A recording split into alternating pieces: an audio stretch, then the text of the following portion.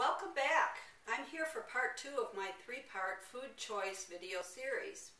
And I brought with me today a little visual tool for you that I hope you'll find useful.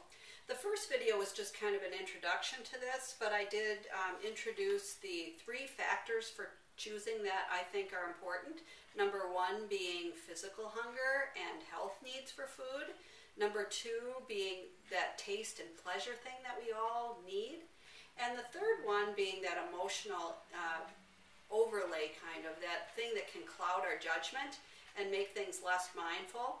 So I have this way of just having you look at this visually to juggle and balance, hopefully, as a practice for you, so that this might become more natural. And then in the next video, what I'll do is give you some guidelines for maybe streamlining it so you don't have to think so hard about it all the time.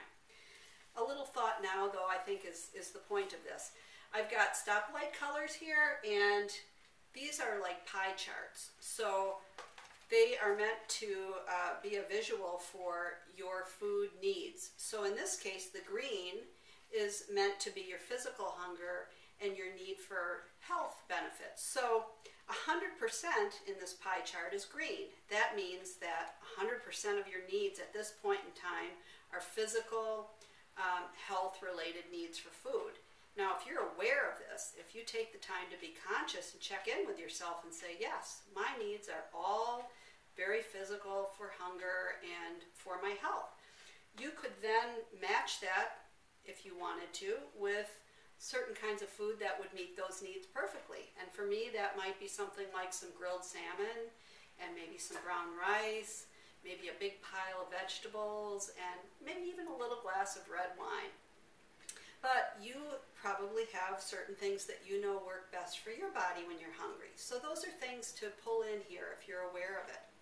The yellow, the caution, this is for your taste and pleasure needs, which I think the yellow is appropriate because we can get into trouble with pleasure. When we try and get too much from our food, it can become emotional pretty quickly, and then we lose control. So if you are conscious, there's nothing wrong with making a choice 100% on pleasure.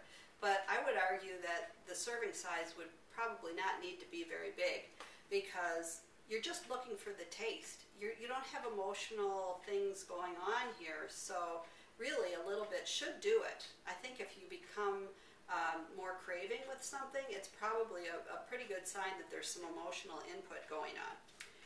So right now, I'm going to show you what that would look like.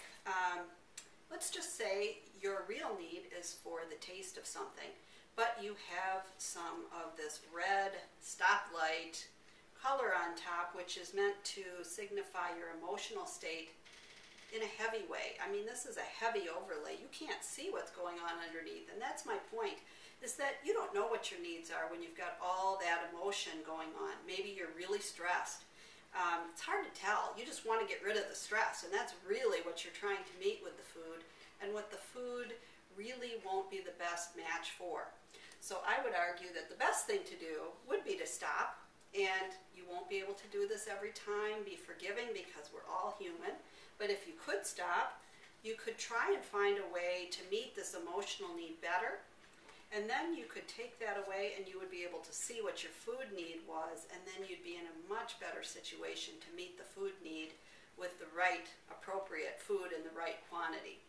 I also have a little gray kind of cloudy overlay.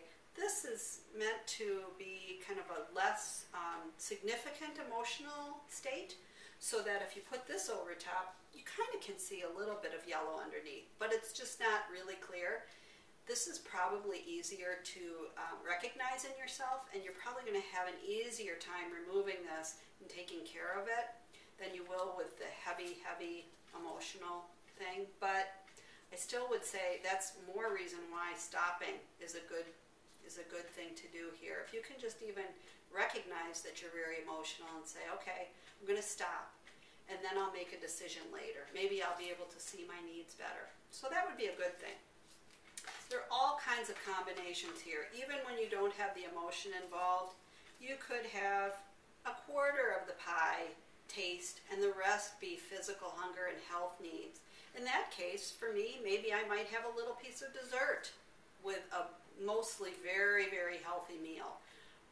it might be a little extra sauce on my meal, something that has a little butter in it, a little cream sauce or something that I really want the taste of.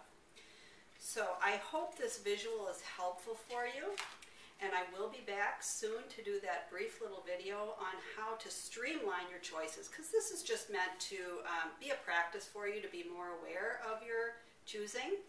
And then we'll look at how you can use what you learn to streamline, and then you won't have to think so hard every time, because that's not what I want for you. I'm not aiming to have you make 10-minute decisions for every food that you choose.